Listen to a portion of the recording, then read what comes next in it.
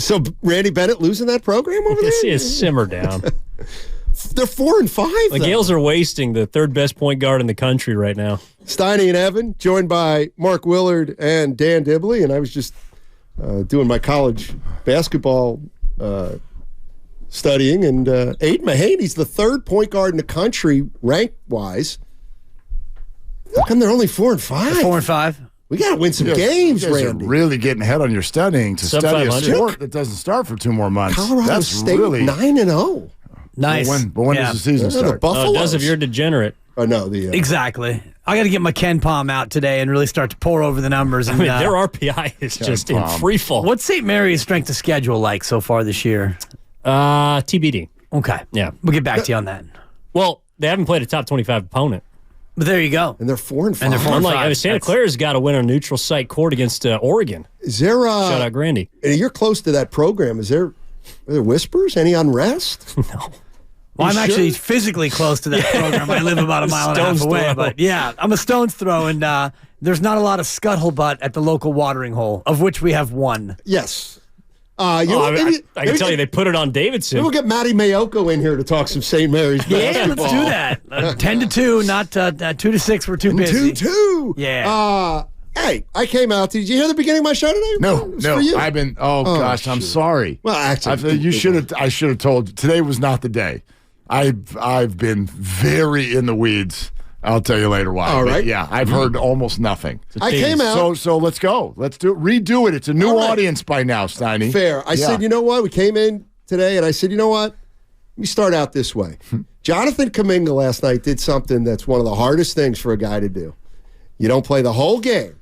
You get put in when you're down 11. The coach is saying, go do your thing. Give us a spark. And there's a million things that can happen there. He could try to do too much and mess up. He could try to ease into the game, and then that doesn't really work. He did perfect.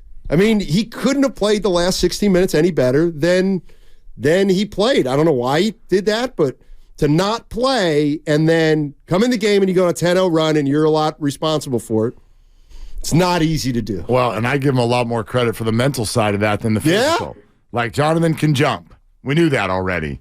Jonathan is an athlete. I think there's a fair question if you're going against a young athletic team. Why was it that Kuminga wasn't a part of the plan to begin with? I know Steve Kerr, 5 o'clock. I know that's on people's minds today. So yeah, we'll me. We'll have the conversation. but I like my first thought was sort of where you are, which is that's really impressive, especially knowing where Jonathan has been now the last 12 months. It's really impressive that when the finger did get pointed in his direction over there on the bench, he was mentally ready to go. He was mentally ready to be in a positive space as opposed to a negative space. And you know what that is, Mark? That's growth. And that's what we looked at last year, and you looked at the playoffs last year when he went from 16 to 8 to 4 to 0 minutes over the course of a series, and the sulking, the head was down, and he became unplayable based on his own countenance. And now you have a spot where you don't play and you're told basically you're not in the rotation, and now we need you down 11, go out there and save the day, and you do. That's big-time growth for Jonathan Kuminga. Well, and also because it didn't sound like he was told that he was out of the rotation. Like, he said that after the game, basically, like, I didn't know that I wasn't going in until I went in, and it was something that he was evidently prepared for. But it was just weird to me watching the first half, and Steiny and I were texting about it. Like, if you're not going to use Jonathan Kuminga in this game, then when are you going to use him? And it's not necessarily about the opponent, but I was just looking at Wiggins is back, Paul's back. You're pretty much close to full strength outside of GP2, who might be a guy that could dig into Kuminga's minutes. But if you are having a 9 to 10 man rotation and Kuminga's not involved, then what's his place on this team? Like that's kind of the question I had watching the game. And then of course he's electric, and I'm glad he was as good as he was, because number one, they needed the win.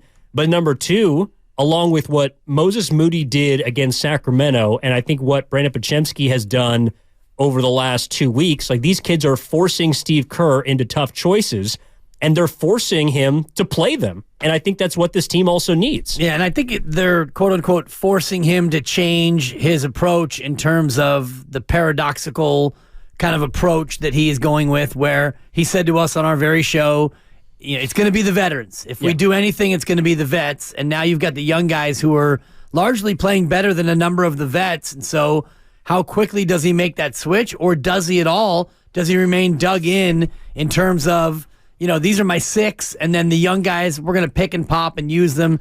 Šarić, you have to play. That guy is playing as consistently as anybody on the team. So he's a pro. Yeah. He does what you need him to do.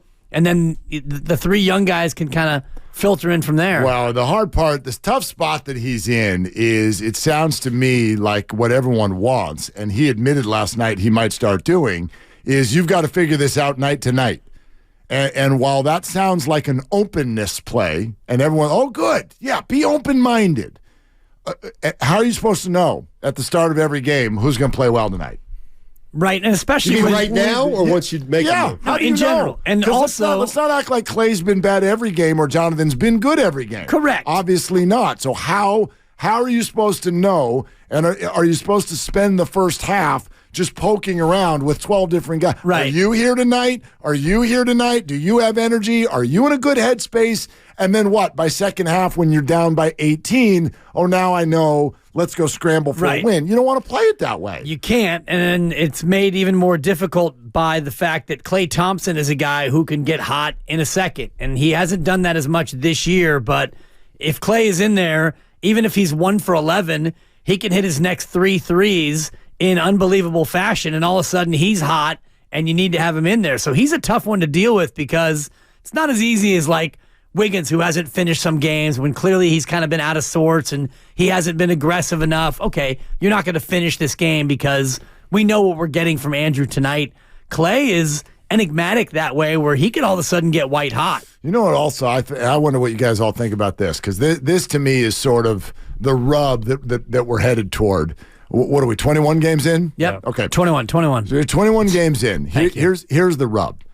I bet you all hear from fans all the time. They're interested in seeing more of the young players. Okay, cool. Yet, everybody would also agree, I think, with what Steve Kerr said last week, which is that the veterans, Steph, Klay, Dre, Wiggs, Looney, maybe GP2, Chris Paul. CP3, yeah. That's who's going to determine whether or not they're a championship contender. So you can't just abandon them unless you're ready to stand up today and firmly with a Sharpie say, well, no, this thing's over. They're not winning. It's not an irrational thought. A lot of you think it. But the Warriors would need to admit that in order to just make these wholesale starting lineup going forward changes that it sounds like some people want them to make. Maybe you're there. Yeah. To me, it's not about the starting lineup. It is in significant ways about the rotation and who is playing. And when you have situations like last night, and really the start of the year, because Klay's been bad, and you and I can have this discussion for 4 hours about what word you would use to describe Klay. I used awful in the show meeting, and you made a face like you just eaten 7 lemons. No, because he's been better of late. Like, it feels to me, if we're going to jump today and act like last night was what every game looks like, all I'm saying is that's not accurate. I'm not saying he's been good. He's not been good. Of course he's not been good. If it was a high school class, he'd be getting a D. Or maybe a D-. Maybe. He's not even up to what he was last year, though. Like, we're kind of talking about. Agreed. Yeah. But, like, Klay Thompson scored a 50-point game last year. Like, Klay Thompson had multiple 40-point efforts last season. He led the league in 3-point makes. He also led in attempts. Thank you. It's my bit. Okay, go sorry ahead. about that. No, but he was more of a gunner last year than he is this year. And I think Steiny brings up a really good point about if Klay Thompson is not going to be a guy that can be a threat to score 40 points on a given night, then what is his role moving forward? Because he doesn't give you as much on defense. He's never really been a creator, a playmaker, and he's not now a guy that checks the number one perimeter player on the other team. So if he's not a threat to go full Game 6 Klay, then I do think there is a discussion. He's also a threat in every press conference to get very upset about this subject. And I'm not saying that means they shouldn't do it, but that's all I'm saying. I know there's a lot of this, that, and the other point. I think that's why it's so tricky. Yeah, like that what you're talking about. Everyone's pointing at Steve Kerr today. He's in an impossible spot.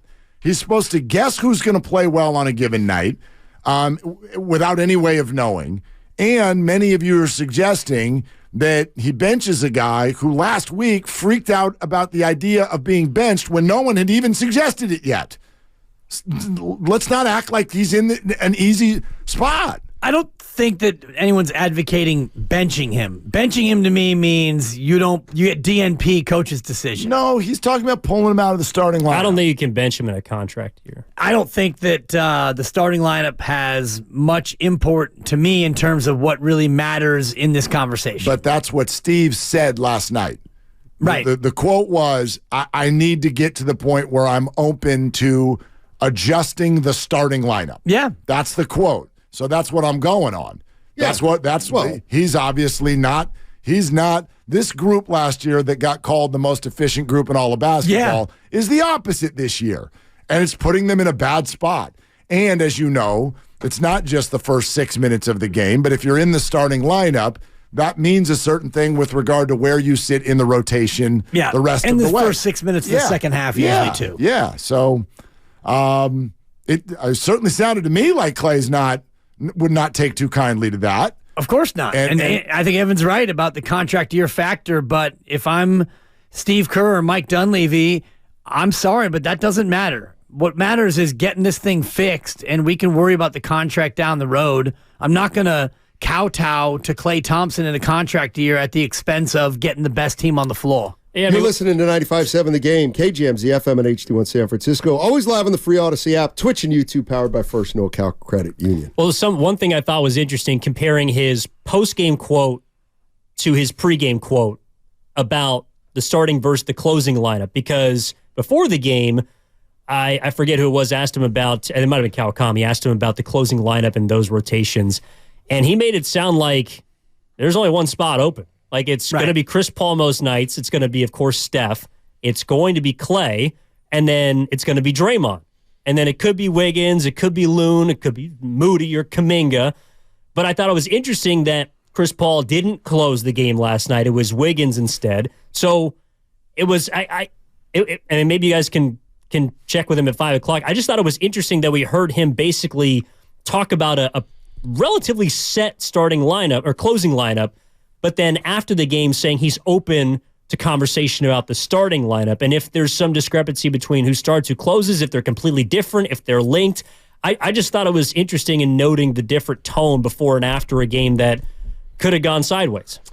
I mean, look, there's an easy fix in terms of the starter issue that he's talking about, and that's just start Corey Joseph and bring Steph Curry off the bench. That's the first thing. That's the first thing you do. You get Curry to play with the backups. No, the one thing, the biggest issue to me, and I don't even know how you'd broach it with Steve Kerr, but the part that now sticking out for me with Klay is he's only averaging 13 shots a game. Right. So 2 years ago, he came back from injury. Remember, he missed the first 50 games, then played 32. He played 30 minutes a game that year, the championship year. Even that year, he averaged 18 shots a game. 18 shots a game. Now, his percentage was a little down from his previous, but compared to now, is better. So now it's 2 years later, he's playing the same amount. He's taking 5 fewer shots. Like, that's really weird. It's weird. To me, nobody would have thought that in a contract year. You know what I mean? Like, yeah. Can he physically not squeeze off shots like he used to? Yeah. Is he being more discerning? Which on the one hand is admirable, on the other hand, but then you're like, it's Jim Barnett, your greatest strength, your greatest weakness. Yep. I don't want him to be that discerning. He's searching. You know what I mean? He's lost. He's lost and he's searching. And I think that this has residue from the Lakers series last year into the beginning of this year. And somebody who told us that he doesn't listen to anybody, I think listens to everybody. Yeah. And he heard all that. And I'm sure that the voices from the outside are not the only ones. I'm sure there are voices from the inside as well. Klay, I think when you're someone like that, you probably go search for your shot as an individual because you think that is best for the team. I got to go find my shot because this team needs my shot in order to win. And I still believe that to be true. But there's also a point where you cross a line where it's like, well, now you're just gunning. Right. And or you're either gunning or you're kind of not shooting on purpose. He's not doing that. I don't think he's pouting. No, I don't either. Yeah.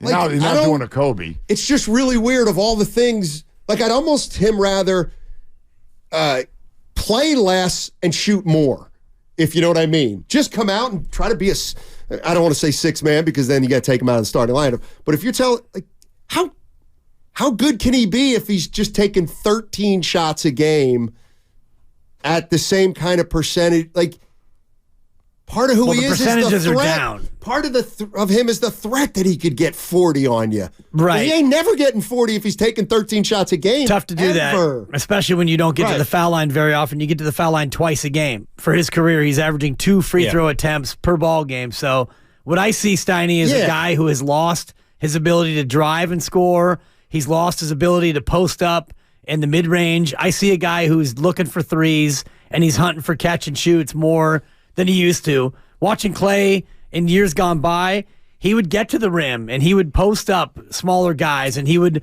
pull up in the mid-range. And now I see a guy who is just kind of, working on the three-point line, trying to get that 5-run home run, as we like to say. I just think he's a golf swing.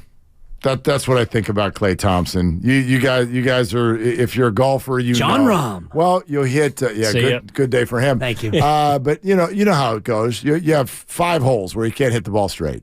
6th hole, you hit one right down the middle, and you go, there it is. There's the real me. That's me. That's right. That's me. And that's what I feel about Klay. I was in the building last week when he went on that 4th quarter heater. He went on that like he was fantastic on that in that 4th quarter heater. And they won the basketball game largely because of that. So I know it's still in there, but it's nowhere near as consistent. And I'm sure that's incredibly frustrating. And this is a well-traveled conversation with everybody who gets older. Like, it's in there. You're just not going to see it as often. So there's a lot more time spent searching for it as opposed to just executing it. I also think the one thing Klay's doing, I felt like last night was a part of it, is he is, how I do not believe he's pouting. In fact, I believe he's looking for reasons to try to encourage himself in other ways than when he's just putting the ball in the back. Like, he's looking for ways to be fulfilled even if he's not getting 23 points a game. Like, I really do think he's trying to do the right thing. Whatever that is. I agree with you. Like, he doesn't want to be a problem. He doesn't want to be a head case. He's just a little lost right now. And how much of it he can get back, I don't know. And how do you get him back? How do you get that back? And that's something that we can ask Steve Kerr in terms of, do you play him more? Would having him be a part of that second unit benefit him? Doesn't mean he can't start, but maybe he goes out earlier and then comes in sooner. What are the ways that you can, mix things up for Klay to get Klay untracked? Because we're watching the game back right now, and you watch him, just watching him, he just missed a reverse layup, and he's missing threes, and he's forcing threes. Late in the game, there was kind of a broken play, and he got it in the corner, and it was a leaner, one-legged, 24-foot fadeaway into the corner. And those are the shots that stick out to me, Steiny. And he takes at least one of those a game where it's just totally out of context. Right. And, hey, Klay, we kind of needed one there. Like, it's not a turnover, but it is if you miss. Yeah. The other thing with those guys is they've made so many bad shots over the years. Yeah. And bad by just because they're such great shooters. He's also not making as many of his open ones. And that's the stuff that's concerning to me. Here's another thing, though. Like, and this is for every fan to ask themselves whether they want to be this person or not. I am completely willing, as a fan, to just go down with this ship. Like, and here's what I mean by that. 2 years ago, the team that the Warriors beat in the NBA Finals was 24-24 on January 23rd. Yeah. And so, like, I don't think the Warriors can just leave. There's nowhere for them to go anyway. Everyone out there who wants, like, come on, commit to the young guys. You are also low-key saying, that's it. I'm out on chasing playoff success. It's, you know what I mean? It's not like what's sitting there on that bench is a promise of anything. Kuminga getting 30 minutes a night is not going to get you the 3 seed. Right. So what is it you're chasing? That's one thing I would love to hear from Warrior fans all afternoon. What is it you want? What are you after here? You're after answers about the future. With this season. Right. With 2023, 24. And I like. Well, you should be after a title, but many people think that that's not a possibility. And that's a very rational opinion. Right. I don't think that's crazy at all. But you would ask this team to then give up on the season 21 games in. You got 61 left to go. And you know they won't do that. No. Do you think Steve Kerr is telling the truth when he says, I think I see the makings of a very good team here? We have depth, but we don't have clarity.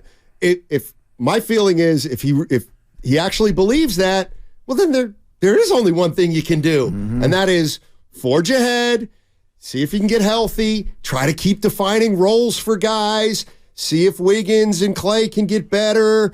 Maybe you realize that Moody can play 23 minutes a game. It might allow you to make a move over here to get a little bigger, more athletic there.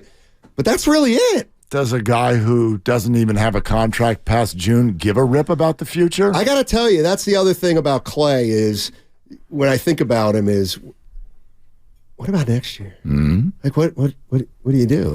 And that's just let him walk? If you're going down with the ship, like does that mean this year? And does that mean the next 3 years? I'm the last guy who likes to be emotional about this, but like even me would be like, that sucks. Well, we talked if he's the guy who has to leave, that sucks. Well, if you wind up 35 and 47, then this thing ends. Because we talked yesterday, and this is going to end. But I thought that you'd get at least 1 to 2 more years of, hey, we're in it, we have a shot. And then 1 to 2 years of, okay, thank you, now it's over, and we can ride that out. Do you remember the interview that you guys did with Steph?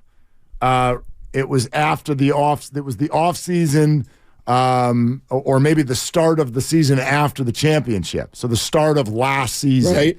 And you guys talked to him, and it was sort of about their playoff run justifying everybody getting either new contracts or getting the backing of still being the guys. And he seemed I do remember that. Remember, he indicated that if we hadn't done that, then we don't get to say anything. Like you don't get to. He was like, we made a deal, and we delivered. So that's the only reason. And now we can do it 1 more year. And now we're not talking about like they went out in the conference finals. You're talking about them like they're sitting as the 11 seed right now. Right. If this goes that way all year. What do you think Klay is able to demand after the year? Like I was good a long time ago? I do think that they're professional enough and they hate losing enough to know that. Yeah. You don't get to, you can't, you said they win 35. They can't win 35 games and then demand anything. Well, right. They still got Draymond for 3 more years. Yeah. So. All right, guys, a lot to talk about. Steve Kerr at 5. Steve Kerr at 5. I'll be tuned in. Have a great one. Go Warriors.